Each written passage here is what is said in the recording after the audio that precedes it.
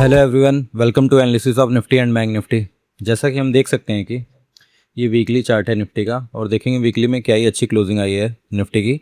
और ये जो भी क्लोजिंग है आई है, ये आपका फ्राइडे की वजह से आई है। फ्राइडे को कल क्या ही मस्त मार्केट आपका अपर साइड आके क्लोज हुआ था, इसी वजह से। नहीं तो पूरे वीक मार्केट ऊपर आता था तो नीचे गिर जाता था, नीचे आता मतलब अपर लेवल से सेलिंग आती थी और 24,000 से बाइंग आती थी, 24,200 सेलिंग आती थी। बट फ्राइडे को मार्केट काफ़ी अच्छा क्लोज कर गया है, क्योंकि मार्केट को एक्सपेक्टेशन है कुछ कि रिजल्ट अच्छे आएंगे, और उसके अकॉर्डिंग आए भी हैं कुछ रिजल्ट। आपका रिलायंस का भी रिजल्ट अच्छा है, और आपका जो है कि ICICI बैंक का भी रिजल्ट काफ़ी अच्छा है। HDFC बैंक का रिजल्ट उतना अच्छा नहीं है। देखते हैं HDFC बैंक कैसे रिएक्ट करता है आपका मंडे को। अभी हम देखते हैं आपका बैंक निफ्टी का भी चार्ट बहुत अच्छा है। बैंक निफ्टी आपका फॉल किया था, फिर ऊपर आया, यहाँ पे क्लोज किया, फिर ब्रेकआउट दिया, फिर यहीं पे अपने आप को 4-5 वीक से देखेंगे एक ही रेंज में होल्ड कर रहा है, और फिर अपने आप को ऊपर जो अपर लेवल है वहाँ पे क्लोज कर गया है। तो बैंक निफ्टी भी निफ्टी की तरह ही क्लोजिंग आई है इसमें भी। वहीं अगर आपका बैंकिंग का स्टॉक्स देखें तो ICICI बैंक, एक्सिस बैंक है, ये एक्सिस बैंक का भी रिजल्ट आया, बट इसकी क्लोजिंग उतनी अच्छी नहीं है, बट इसका भी रिजल्ट अच्छा आया। HDFC बैंक देखेंगे तो ये भी 800 का जो रेजिस्टेंस था उसको ब्रेकआउट करके आपका उसके ऊपर ही ट्रेड कर रहा है, बट रिजल्ट तो उतना अच्छा नहीं है। बट देखते हैं अभी मंडे को कैसे ये ट्रेड करता है। ICICI बैंक का रिजल्ट काफ़ी अच्छा है, और जो हम डिस्कस भी करते हुए आ रहे थे कि जो 1444 है ये इसका रेजिस्टेंस है, और वहीं पे क्लोजिंग भी आई है, देखेंगे आप तो 1444 पे ही।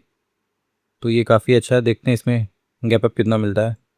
कोटक बैंक देखेंगे, ये भी जो लास्ट वीक फॉल आया था पूरा उसको कवर करके आपका यहाँ पे क्लोज हुआ है, तो इसमें भी ठीक ठाक रिजल्ट है। तो देखते हैं इसकी वजह से ये भी कितना गैप अप खुलता है। SBI भी अपने आप को एक रेंज में ही होल्ड कर रहा है। और रिलायंस भी देखेंगे तो 4-5 वीक से सेलिंग आ रही थी रिलायंस में, और जो कि रिलायंस अपने आप को यहाँ पे क्लोज किया है जो प्रीवियस वीक था उसके हाई पे ही। तो क्लोजिंग तो काफ़ी अच्छी है।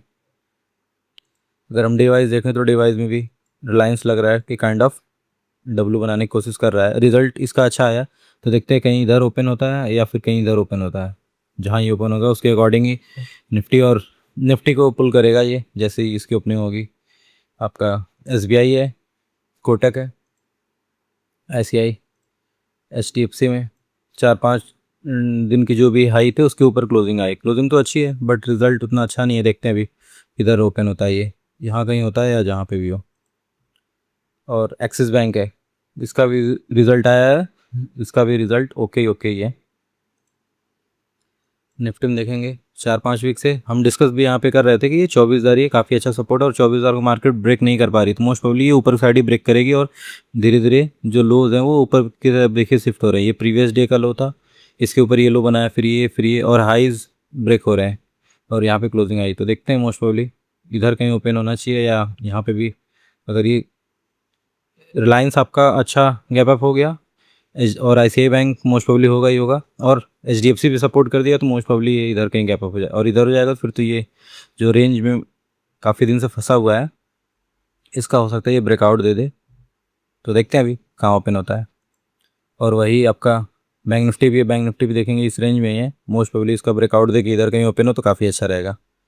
पहले हम बैंकिंग के रिजल्ट देख लेते हैं आपका। ये आपका HDFC बैंक का रिजल्ट है। अगर आप देखेंगे तो जो टोटल इनकम है वो 92,000 करोड़ की इस बार हुई है, और लास्ट क्वार्टर थी 89 की, और इसके पहले 99 थी। मतलब लास्ट ईयर से तो कम है, बट लास्ट क्वार्टर से अच्छी है। और अगर हम टोटल एक्सपेंस देखें आपका, तो टोटल एक्सपेंस ये है 64,000 करोड़ इस बार हुआ है। पिछले क्वार्टर 62 था, और उसके जो लास्ट ईयर था वो 63 था। तो क्वार्टरली तो आपका बढ़ा है एक्सपेंस, और जो है कि ईयरली करीब करीब फ्लैट है। और जो प्रॉफिट है वो भी बढ़े हैं क्वार्टरली, और एक्सपेंस भी बढ़ा है। अगर हम प्रॉफिट देखेंगे तो आपका प्रॉफिट हुआ है 28,000 करोड़ बिना टैक्स दिए भी। पिछले क्वार्टर था 27,800, इस बार 28,000, और लास्ट ईयर था 35,000।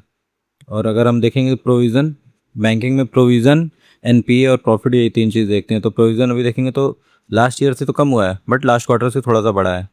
और टैक्स के बाद अगर हम प्रॉफिट देखेंगे तो आपका ये है 19,060, 19,060 प्रॉफिट है इस क्वार्टर। और जो कि लास्ट क्वार्टर था 19,221, मतलब लास्ट क्वार्टर से प्रॉफिट कम हुआ है, बट ईयरली अच्छा है। वहीं अगर हम NPA देखें तो आपका NPA में लास्ट क्वार्टर से थोड़ा सा बढ़ा है, और आपका नेट NPA और ग्रॉस NPA दोनों थोड़ा थोड़ा इंक्रीज हुए हैं। बट वही है कि अगर ईयरली देखें तो ईयरली काफ़ी अच्छा है। तो वही है, ईयरली काफ़ी अच्छा है, एच बैंक का ईयरली रिजल्ट अच्छा है, बट क्वार्टरली उतना अच्छा नहीं है। तो देखते हैं इसको मार्केट कैसे रिएक्ट करती है। और अगर हम वहीं आई बैंक देखें तो आई बैंक का देखेंगे आप तो टोटल इनकम 54,000 करोड़ की हुई है। लास्ट क्वार्टर 50 थी, 50 साढ़े 50 थी। और उसके पहले मतलब लास्ट ईयर आपका 51,400 मतलब 51,500 थी। तो ईयरली भी अच्छा परफॉर्म किया है आपका, देखेंगे तो ईयरली भी अच्छा परफॉर्मेंस है और क्वार्टरली भी अच्छा है। वहीं अगर हम देखेंगे जो कि एक्सपेंस देखेंगे तो 33,000 करोड़ है। लास्ट क्वार्टर 32 था, उसके पहले भी 32 था आपका।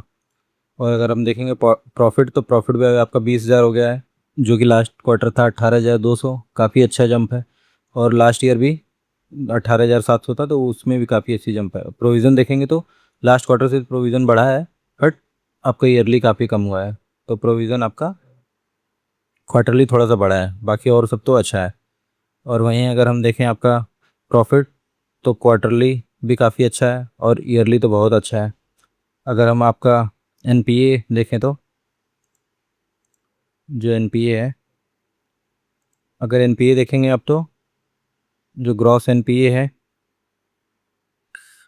वो आपका जो है कि थोड़ा सा बढ़ा है, बट ईयरली कम हुआ है, क्वार्टरली थोड़ा सा बढ़ा है।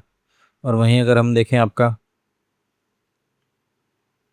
नेट एनपीए, वो भी थोड़ा बहुत बढ़ा है क्वार्टरली। तो इसका भी वही रिजल्ट है कि क्वार्टरली एनपीए वगैरह में थोड़ा बहुत ऊपर नीचे हुआ है, but overall result ICI bank का बहुत अच्छा है एचडीएफसी बैंक से। तो इस वजह से लग रहा है कि एचडीएफसी बैंक का थोड़ा सा कम रिएक्ट करेगा, बट आईसीआई अच्छा रिएक्ट करेगा। वहीं अगर हम अब देख लेते हैं चार्ट पे कि कैसे ट्रेड करेंगे, मोस्ट प्रॉब्ली जिसके जो ये चार्ट अभी बना है, जो कि काफ़ी दिन से ये मार्केट ट्रैप कर रहा था, यहाँ पे फॉल किया, फिर यहाँ पे गैप डाउन ऊपर, फिर यहाँ से रेजिस्टेंस था, यहाँ से फॉल, यहाँ पे ये ट्रैप कर रहा था। तो मोस्ट प्रॉब्ली गैप अप ही हमको मिलेगा। तो फिर गैप अप के बाद तो जो भी ये बायर है, देखते हैं गैप अप कहाँ मिलता है। तो गैप अप के बाद जो भी इधर देखेंगे, यहाँ पे भी जो भी इधर बाहर आए थे मार्केट ने उनको निकाला, फिर उसके बाद यहाँ पे ये स्ट्रॉन्ग कैंडल बनी थी। तो जो भी इधर सेलर थे उनके तो ऐसे हिट हो गए होंगे, कुछ होंगे, बट आपका जो इधर वाले हैं और जो इधर वाले हैं ये प्रॉफिट में आ जाएंगे जैसे ही गैप अप मिलेगा। तो गैप अप के बाद देखते हैं हम गैप अप कहाँ मिलता है, 500 के ऊपर मिलता है या 500 के नीचे। अगर 500 के नीचे मिलेगा और 500 से ऐसे रेजिस्टेंस ले रहा है तो मोस्ट प्रोबेबली 500 को ब्रेक कर दे। अगर 500 के ऊपर मिलेगा तो जब तक 500 के नीचे नहीं आए हमको सेलिंग का देखना ही नहीं है। और जो है कि उसके बाद भी हमको देखना पड़ेगा कि एचडीएफसी कैसे ओपन हो रहा है, आईसीआई और रिलायंस, इन तीनों पे ध्यान देना पड़ेगा। और आपका आईटी भी इसमें सपोर्ट कर रहा है तो आईटी पे भी ध्यान दीजिएगा। अगर आईटी भी सपोर्ट किया मंडे को और रिलायंस एचडीएफसी ऐसे सब सपोर्ट कर रहे हैं तो मोस्ट प्रॉब्ली आपको डिप में बाइंग ही करना है। और अभी भी डिप में बाइंग करना है, क्योंकि जो डाटा आपका देखेंगे आया है, जो फ्राइडे को एफआईज ने डाटा बनाया था अपना, वो काफ़ी बुलिश बना के हो गए हैं। तो उनको मोस्ट प्रोबेबली आइडिया था कि रिजल्ट कैसे आएंगे, इसलिए उन्होंने काफ़ी अच्छी पोजीशन आपकी जो भी शॉर्ट पोजीशन थी कम की है काफ़ी अच्छी। और मान लीजिए अभी ऐसा कुछ नहीं हुआ, फ्लैट हुआ या इधर कहीं ओपन हुआ, तो जब तक क्लोजिंग प्राइस को ब्रेक ना करे तब तक हमको बाइंग का ही देखना है। क्लोजिंग प्राइस को ब्रेक कर देगा तब हमको सेलिंग साइड देखना। और अगर क्लोजिंग प्राइस को ब्रेक किया तो सेलिंग आएगी, तो अच्छी खासी सेलिंग आएगी आपका 24,200, फिर ये 24,100 यहाँ तक भी आ सकती है, क्योंकि बहुत से लोग बुलिश हो गए हैं। बट लेकिन मार्केट ट्रैप कर करके ऊपर गई है, क्योंकि यहाँ से देखेंगे कई दिन से मार्केट यहाँ से फॉल, यहाँ से फॉल, यहाँ से फॉल। तो बहुत से लोगों के ब्रेकआउट तो दिए, बट होल्ड कर गए होंगे। अगर ये लोग होल्ड कर गए होंगे और मार्केट को पता है कि सेलर बैठे हैं, तो वो अच्छा गैप अप भी दे सकती है, कहीं इधर भी गैप अप दे दे। और गैप अप दे देगी तो फिर ट्रैप करेगी अच्छे से इन लोगों को।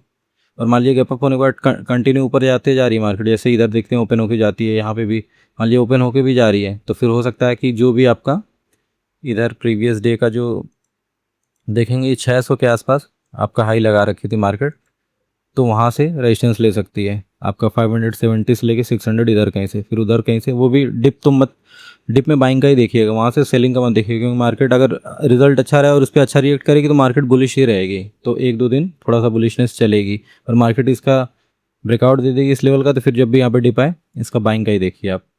और मान लीजिए ऐसा कुछ नहीं होता, गैप डाउन हो जाता है किसी वजह से, कोई ख़राब न्यूज़ आ जाती है या कुछ भी, तो फिर देखना पड़ेगा मार्केट फिर भी अभी 24,000 जब तक होल्ड कर रही है तब तक सेलिंग का नहीं देखना है। हो सकता है डिप में भी बाइंग ही आए मार्केट में, जो भी है। तो इस हिसाब से देखिएगा, अभी फ़िलहाल के लिए बाइंग का ही हमको देखना है। वहीं अगर हम बैंकिंग का देखें तो बैंक निफ्टी में आपका इसमें भी वही सेम था कि ये जो रेजिस्टेंस हुआ करता था 58,200, यहाँ से देखेंगे फॉल, यहाँ से फॉल, इधर भी। तो अभी मार्केट फ्राइडे को काफ़ी अच्छा 57,500 फ्लैट ओपन होकर ऊपर गई, फिर यहाँ से रेजिस्टेंस लेके फिर से ऊपर गई है। तो जो भी यहाँ पे रेजिस्टेंस हुआ करता था और जो भी लोग सोच रहे थे मार्केट यहाँ से फॉल कर जाएगी। यहाँ से तो ब्रेकआउट देके क्लोज करके गई है और जो भी इधर है वो प्रॉफिट में हो गए होंगे, क्योंकि देखिए लास्ट पहले एक डिप दी थी मार्केट 58 के ऊपर होल्ड कर रही थी, फिर वहाँ से 58 के नीचे डिप दी, जो भी 58 को सपोर्ट समझ के बाइंग कर रहे थे पहले उनको निकाली, फिर ऊपर गई है। तो मार्केट तो काफ़ी अच्छा पैटर्न बना गई है, ये भी प्रॉफिट में हो जाएंगे, ये भी प्रॉफिट में हो जाएंगे और ऑलरेडी प्रॉफिट में होंगे। और फ्राइडे है, आपका रिजल्ट अच्छा आएगा नहीं आएगा उसकी वजह से लोग, अगर कुछ लोग प्रॉफिट बुक करके चले गए होंगे तो अलग बात है, नहीं तो अगर वो अपनी पोजीशन होल्ड किए होंगे और मार्केट अभी गैप अप दे दी कहीं। HDFC ICICI का मोस्टली रिजल्ट अच्छा ही है, और अगर उसकी वजह से गैप अप हो गया तो देखना पड़ेगा कि वो गैप अप कहाँ होता है। 58,800 पे होता है गैप अप, या फिर आपका और भी ऊपर गैप अप होता है 59 के आसपास होता है, तो फिर देखना पड़ेगा वहाँ से मार्केट को। अगर 59 के आसपास होता है तो 59,200 रेजिस्टेंस से काम करेगा, बट हो सकता है मार्केट यहाँ जाए, बट यहाँ पे होल्ड करे और फिर आपका ब्रेकआउट ही दे, तो डिप में बाइंग ही देखना है, क्योंकि आपके और भी जो बैंक है जैसे PNB का रिजल्ट आया वो भी काफ़ी अच्छा था, येस बैंक का भी अच्छा है, तो वो सब भी सपोर्ट करेंगे बैंक निफ्टी को ऊपर खींचने में, तो इस चीज़ का भी ध्यान दीजिएगा। और मान लीजिए किसी वजह से फ्लैट खुल गई या गैप डाउन खुल गई, तो फिर उसमें भी जब तक इस लेवल को 58 को होल्ड करिए, 58.2 को रादर देन, जब तक होल्ड करेगी तब तक आपको बाइंग का ही देखना है। और अगर हम डाटा की बात करें तो जो FIs हैं, आप देखेंगे FIs ने अब अच्छी खासी अपनी जो भी इनकी शॉर्ट पोजीशन थी उसको कवर कर गए हैं, ये लॉन्ग ऐड कर गए हैं, फ्यूचर लॉन्ग किया इन्होंने 33,000 के फ्यूचर इन्होंने बाइंग करके गए हैं ये। और वहीं अगर हम देखेंगे ऑप्शंस में इन्होंने क्या किया है, अगर हम ऑप्शंस में देखेंगे तो ऑप्शंस में भी इन्होंने कॉल 1.5 लाख कॉल बाइंग करे गए हैं, आप देखेंगे 1.5 लाख, ये देखेंगे कॉल 1.5 लाख कॉल बाइंग कर गए हैं, और जो पुट इनके पास बाइंग थी उसको भी इन्होंने कम किया, तो ये बुलिश है काफ़ी अच्छा, तो इनको मोस्ट प्रोबेबली पता था कि रिजल्ट कैसे आने वाले हैं। वहीं अगर हम प्रो का देखेंगे तो प्रो ने क्या किया है, प्रो का देखेंगे तो इन्होंने भी जो इनके पास लॉन्ग पोजीशन थी उसको थोड़ी सी कम की है, बट इनके पास अभी भी फ्यूचर लॉन्ग है 11,000 फ्यूचर लॉन्ग है। और अगर हम देखेंगे आपका कॉल से, ये भी कॉल 1.5 लाख करीब करीब कॉल बाइंग कर गए हैं, और जो पुट इनके पास थी ये भी कम किए हैं, तो मतलब प्रो और FIs दोनों एक साइड है, इनको पता था मोस्ट प्रोबेबली ऐसा कुछ होने वाला, इसीलिए कॉल और ये दोनों बाइंग कर गए हैं। और वहीं अगर हम रिटेल देखें, रिटेल ने क्या किया है, तो रिटेल ने जो कि ऑप्शंस पहले हम देख लेते हैं फ्यूचर में क्या है, फ्यूचर में इन्होंने कॉल शॉर्ट कर दी, मतलब फ्यूचर शॉर्ट किया है।